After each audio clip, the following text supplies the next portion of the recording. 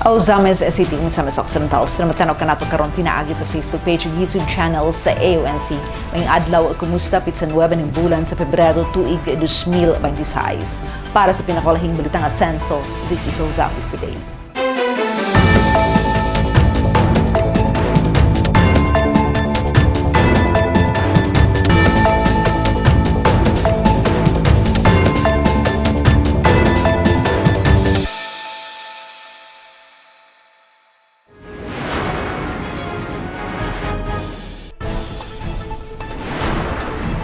Kada pamilya usa ka profesional, libuan ka mga estudyante nakarawat og 10,000 pesos nga educational cash allowance. Usami Civil Registrar Office naghatag update sa datos alang sa tuig 2024 ug 2025.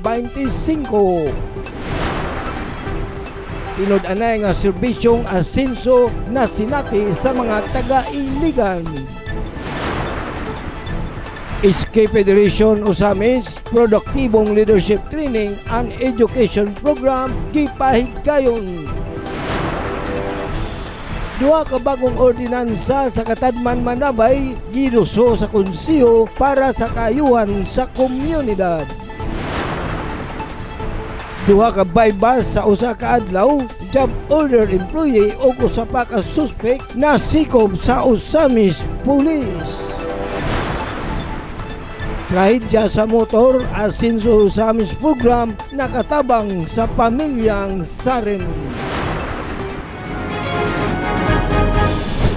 Dazil Motikson ang mga detalye. Kada pamilya usa ka profesional, libuan ka mga estudyante nakadawat sa 10,000 pesos na educational cash allowance.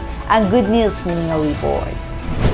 Sa pagilas may nungdanong papel sa edukasyon ug sa padayon nga paghatag pinansyal nga suporta sa mga estudyanteng nagtinguhang ang makatapos sa kolehiyo, ang provincial government of Misamis Occidental ubos sa liderato ni Governor Henry S. Waminal mipahigayon sa Asenso Pamilya One Family One Professional Program payout alang sa libuan ka mga benepisyaryo gikan sa tibok probinsya nga gipahigayon sa Bayfront Arena, Arqueta City, Pebrero 7, 2026. Kapin sa 2,000 ka off-op grantees gikan sa provincial government of Misamis Occidental nga naglakip sa tulo ka syudad o 14 ka mga munisipalidad ang mitambong sa maong payout. Ang matag off-op grantee nakadawat og 10,000 pesos nga educational cash allowance alang sa duha ka bulan, Enero o Pebrero, nga tabang sa pagbayad sa ilang tuition, board and lodging, transportasyon o uban pang gastuhon sa pag-eskwela. Ang 10K ako ni siyang ibayad sa ko ang remaining nga tuition. Daghan na gyud kayong mga pagsulay sa kinabuhi ba dayon. Out of nowhere ning kaulit ra og abot ang off-off. Dinakayon ko nga dili gyud ay will ni Lord nga makaundang ko, dili gyud ay will ni Lord nga muundang ko eskwela.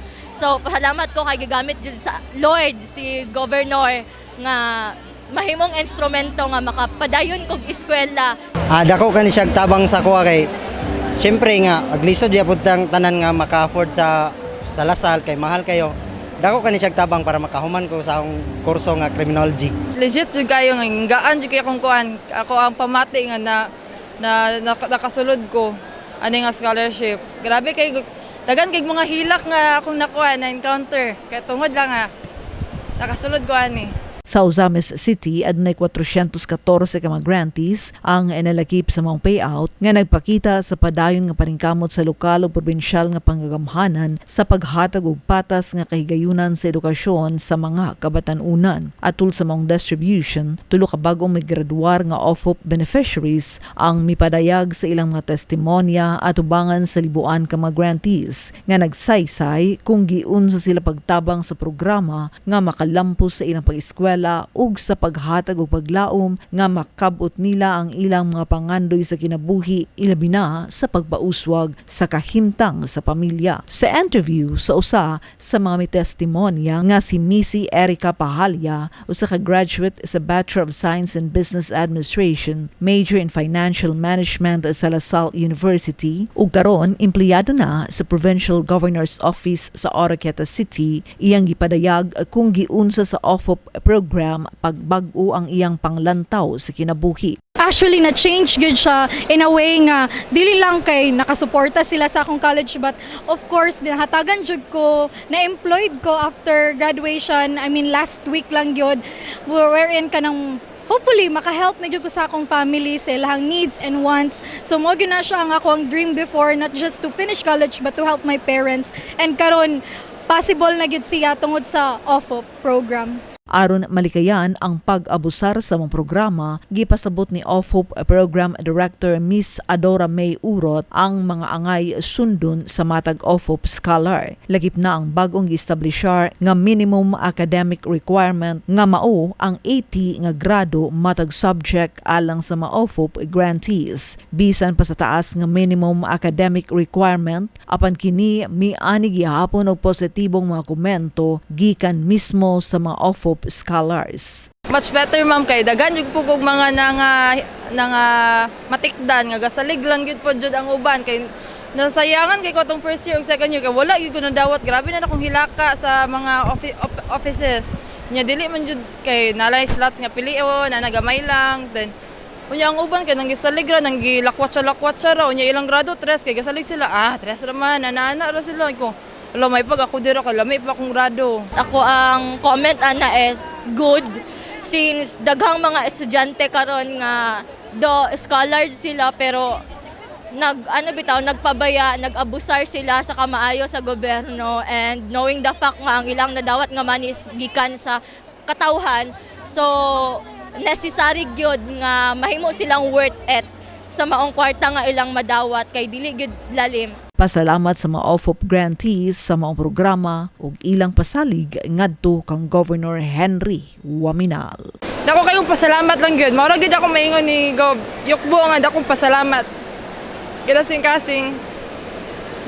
Dako kayo pasalamat ni Gob nga napil ko ani nga programa. Ang akong ma-promise ni Gob is tarungon ako pag-eskwela para makagraduate, para makapot na ko ang akong mga pangandoy. Ako ma-promise ni Gov is mo-graduate gyud ko sa ako pag-eskwela, mahimo gyud ko example sa mga tagtanang o zamisnon nga estudyante nga kanang a role model for being a good student nga supported by Governor Henry S. Waminal. Ang maong payout sa Asenso Pamilya One Family One Professional Program klarong nagpamatuod sa padayon nga paningkamot sa provincial government of Misamis Occidental ubos sa liderato ni Governor Henry S. Waminal, kauban ang hiniusang suporta sa Team Asenso sa paghatag og patas ug konkretong kahigayunan sa edukasyon alang sa mga kabatan-unan nga dili lamang nakatabang silang pag-eskwela kundi usab nakahatag paglaom ug inspirasyon sa pagkabut sa ilang mga pangandoy ug sa pagpauswag sa kahimtang sa ilang mga pamilya.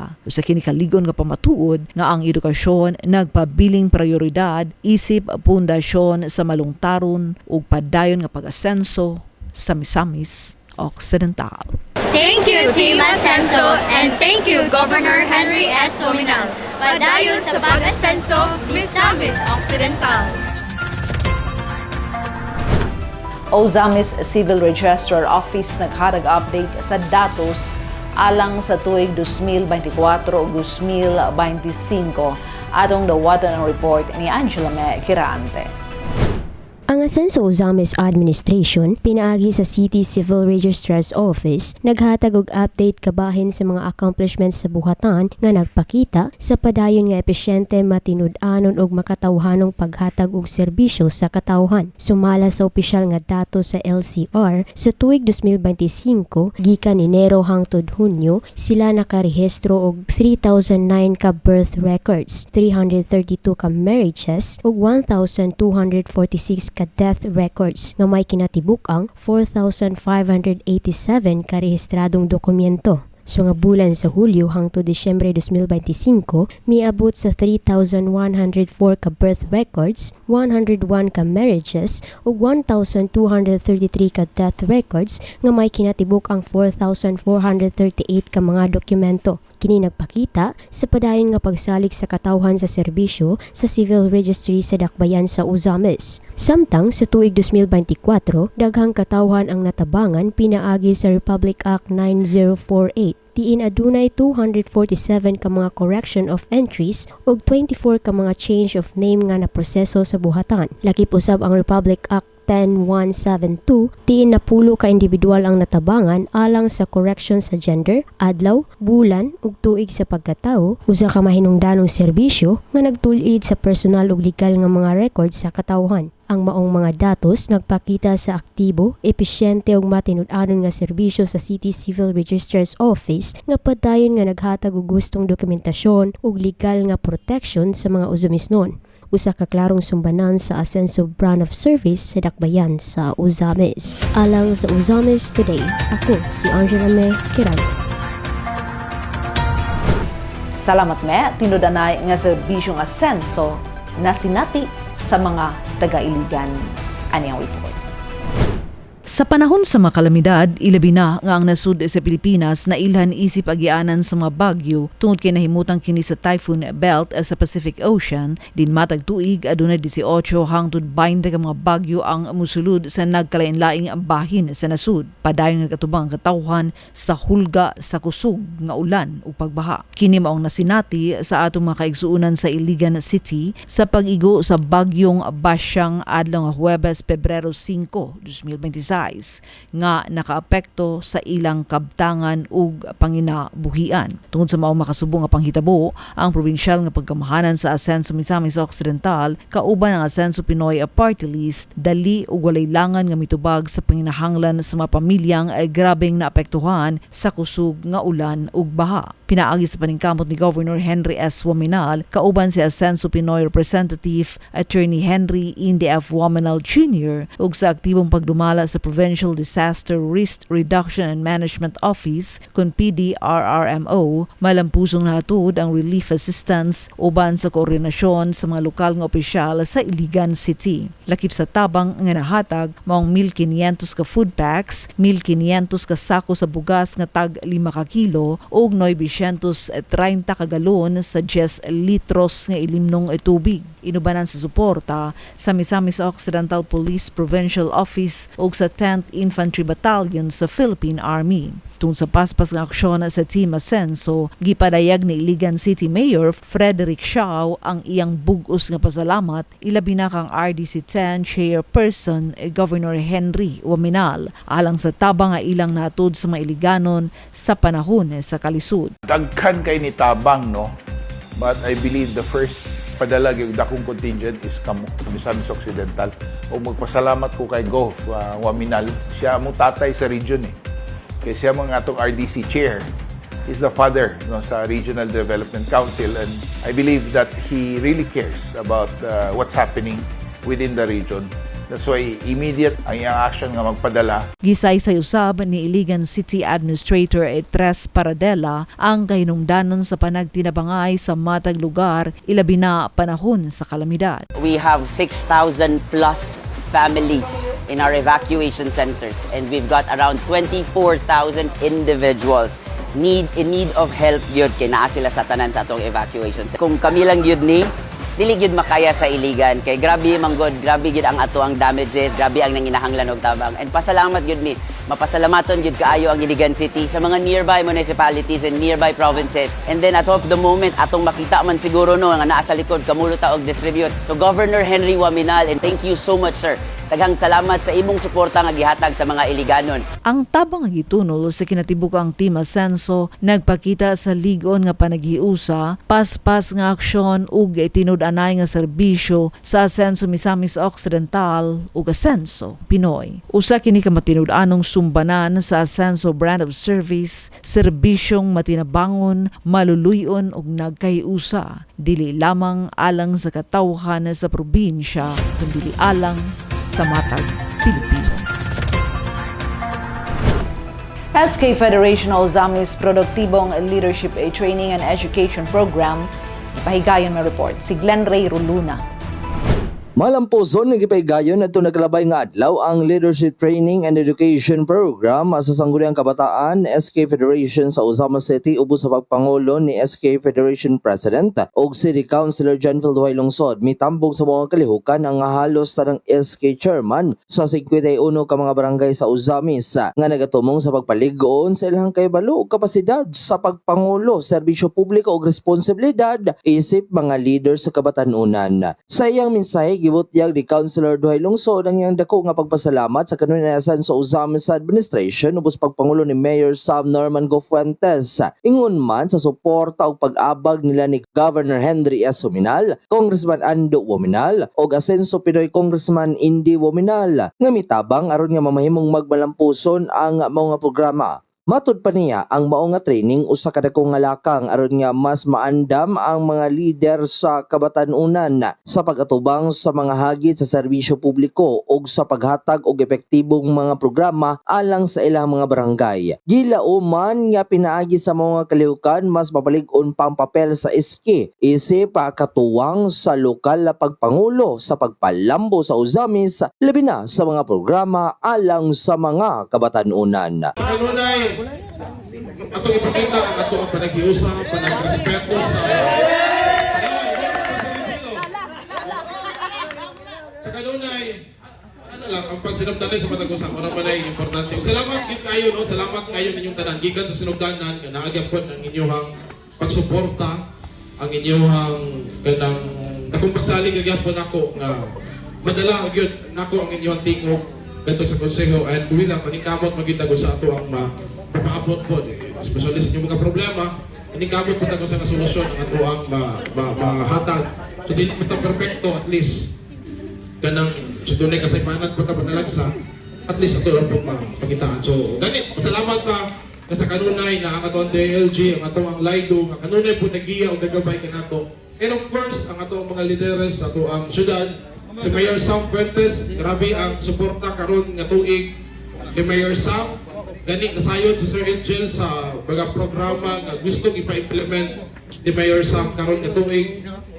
And atong gipaningkamutan nga mahimo gyud ang mga plano ug programa nga gustong mapatuman sa tuwang mayor syudad sa Ozamis. And of course, ang atuang Asenso Pinoy kasi Congressman Indy Wominal nga one Viber away mamayan, no? Nakakanunay si Kong Indy, especially sa mga kabataan tungod kay nakita mo po ni Kong Indy ang pagpaningkamot sa kabatanunan para sa Asenso Pinoy. Gani ang Asenso Pinoy tabang karon sa syudad sa Iligan. And of course, ang atuang gobernador, Governor Henry Wominal, nga nakakanunay po ng suporta sa kabatanunan. Alang sa Ozamis Today, kini si Glenn Ray Ruluna. Salamat Glenn, duha ka bagong ordinansa sa Katadman Manabay giduso sa konseho para sa kaayuhan sa komunidad. Niyang report ni Adoni Dicena. Pasado na sa unang pagbasa sa konseho sa Dakbayan sa Ozamis ang duha ka proposed ordinance nga gipadangat sa mga opisyal sa Barangay Katadman Manabay, Ozamis City. Ang duha ka proposed ordinance may labot kini sa pag-establisar og obligasyon sa pagkolekta og mga basura nga gikategorya sa mga residensya og mga balay patigayon. Samtang ang laing usa mao ang pag-obligar sa matag panimalay nga mutanom og tulo ka matang sa mga utanon tuyo sa Barangay Katadman Manabay sa maong sugyot balaodnon aron makatampo sa food security, mamintinar ang maayong nutrisyon sa matag pamilya o mamintinar usab ang kinaiyahan. Matod pa ni Committee on Laws, Chair o Majority Floor Leader, Attorney Mars Tapayan, nga kinahanglang mupaygayon og public hearing niini ang Barangay Katadman aron masayod niini ang mga residente sa tumong og katuyuan sa maong proposed ordinance sa barangay. Kung matuman sa barangay ang public hearing, ibalik kini sa City Council aron maaprubahan sa second and final reading o sa susamang kahimuan pinalusab kining maaprubahan o mapatuman sa maong barangay. Barangay Katadman Manabay Ordinance Number 2 Series of 2026,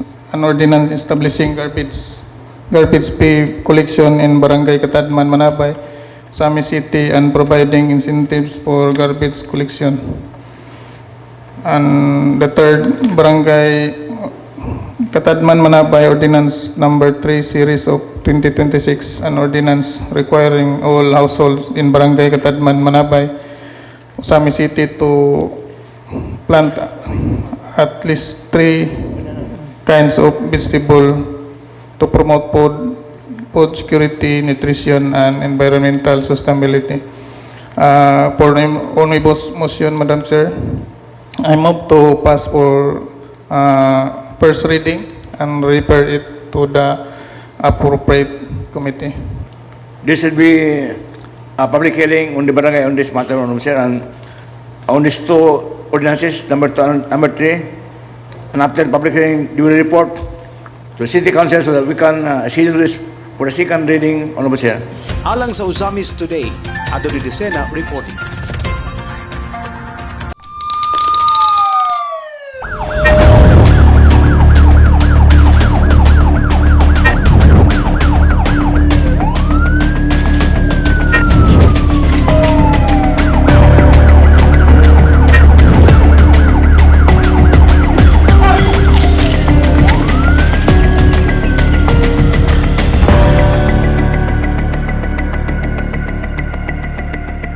Duha ka buy-bust sa usa ka adlaw job order employed sa pagka-suspect na sikop sa Ozamis Police. Para sa police report at nawaton si Leon Chumidalio. Sa padayon nga kampanya batok sa illegal nga druga, duha ka malaglahing drug buy-bust operation ang malampusong gipagayon sa Ozamis City Police Station Pebrero 6 ning tuiga nga may resulta sa pagkasikop sa duha ka individual sa nagkanalaing oras ug lugar sa dakbayan nga giilang nalambigit sa illegal nga kalihukan. Kapingong lang alas 3 ang taknas kapunhon na sikop sa Puro 4 Barangay Karangan ang usa ka 57 anyos nga government job order employee nga nailan sa alias Barbar.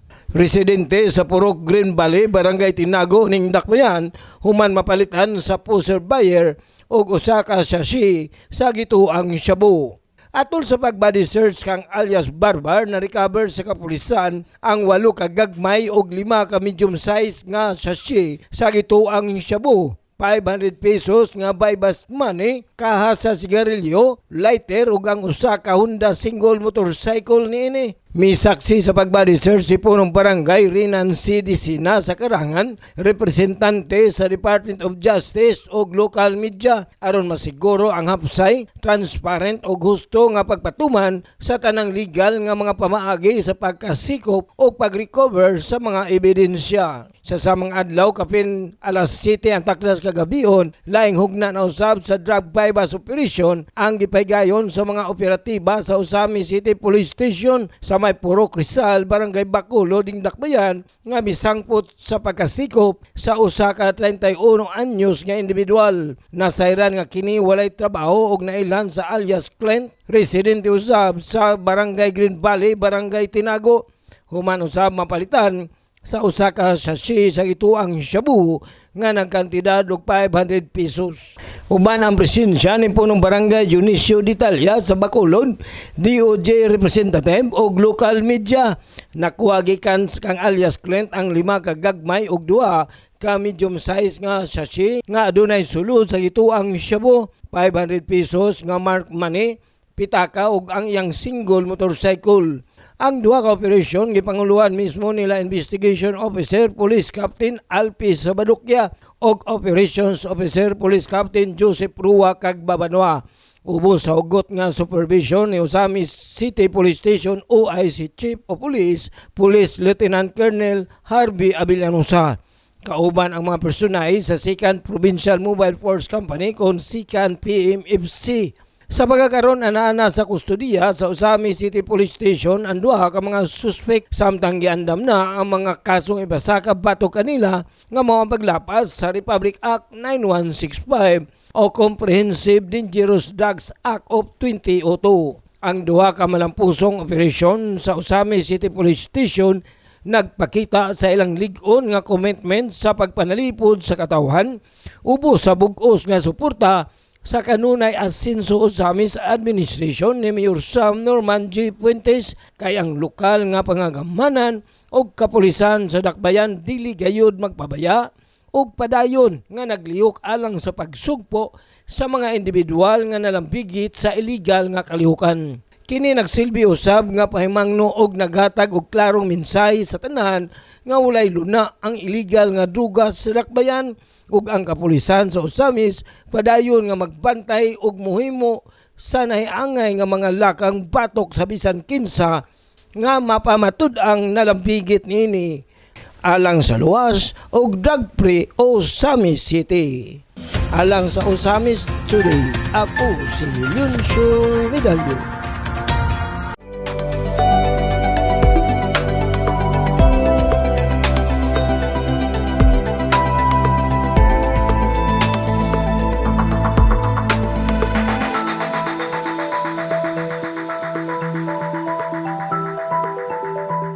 trahedya sa motor Ascenso Ozamis program. Nakatabang sa pamilya Saren. Ma-report si Mary Melody Reyes. Sa pang-adlaw-adlaw nga pangnabuhi sa matag tawo, dili malikayan ang mga kakulian sama sa insidente sa pagka-aksidente. Kini mao ang nahitabo sa amahan ni Rocky Sarin, 35 anyos residente sa Barangay Bagakay, nga mao si Roberto Sarin, 58 anyos diin na aksidente sa motor. Tungod sa maong panghitabo, dinali ang gidala ang iyang amahan sa Tobias Feliciano Faith General Hospital aron mahatagan og tukmang medikasyon. Sumala pa ni Rocky, nahitabo ang aksidente tungod sa kalit nga pagtabok sa usa ka iro samtang siya nagmaneho pauli sa ilang panimalay. Ma'am, karong kuan mo na ako ni karon kay nakay may kasistan tabang diri sa atong mayor kay gumikan kay akong papa nadisgrasya sa motor. Nakaligi siya og kanang kuan man ba nahining kalit tabok nga iro. So mga to nga inungdan nga na hospital siya. Ako ma'am, dira po sa mong purok lapit ma'am, padung sa pauli di sa trabaho.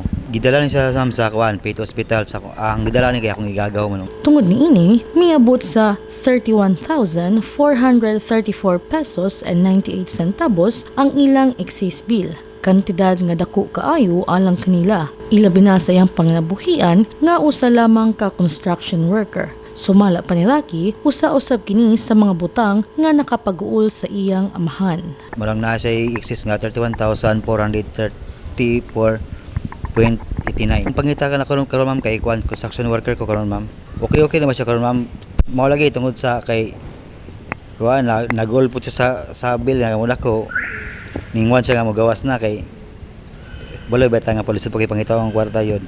Niini, tungod sa pagduol ni Rocky sa buhatan sa Ascenso Ozamis Administration, ubos sa pagdumala ni Mayor Sam Norman G. Fuentes, inubanan sa suporta sa tulo ka mga haligi sa Misamis Occidental, sila Governor Henry S. Wominal, Kong Segundo Ando Wominal, ug Kong Ascenso Attorney Indy Wominal, natabangan sila sa pag-cover sa 31,434 pesos and 98 centavos nga excess bill. Pinaagi sa Ascenso Ozamis Free Hospitalization Program. Kini nga programa nakatabang na sa pamilya sa ikatulong higayon sa ilang medikal nga suliran. Busa, pagpasalamat pa ni Rocky.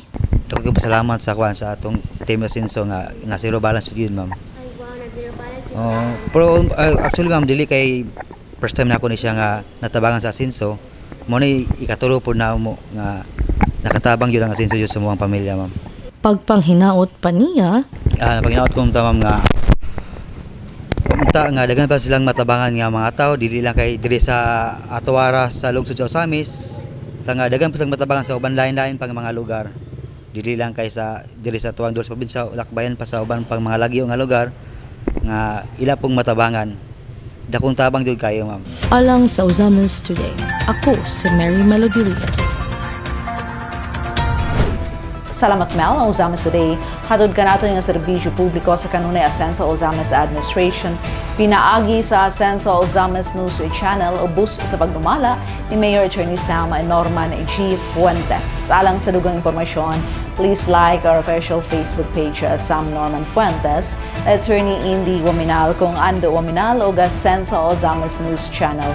And please subscribe to the official AONC YouTube channel. Sa ngalan sa kinubukang AONC team, Yonsho Midalio, Adoni Dicena, June Purgatorio, Ares Carpio, Kim Etangaro, Makjul Malinis, Mary Melody Reyes, Angela Me Kirante, Mary Ann Lumapas, Xander Dalido, si Glenn Ray Ruluna sa Misamis News Network.